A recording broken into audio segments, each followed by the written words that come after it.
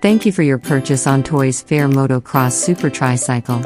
This tricycle comes with classy design, strong body base, wide rear wheels for extra grip, safety guard with hand rest, parental handle control, rear canopy. You would be needing a screwdriver, a piler and a T-shaped screwdriver for assembling. This tricycle is easy to assemble by using some simple steps. In step 1, take the main body and fix the rear wheel to rear axle with the help of quarter pin. Now place rear wheel caps to the wheels, on both sides.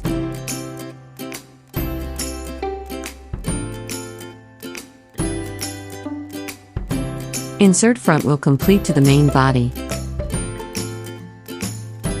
Place handle to the body and fix it with the help of clamp nut and machine screw.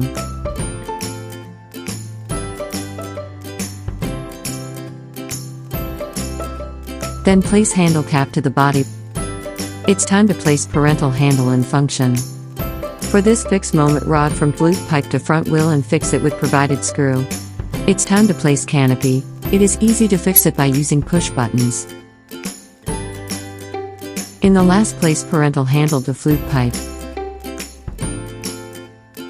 Your Toysphere Motocross Super Tricycle is now ready to use.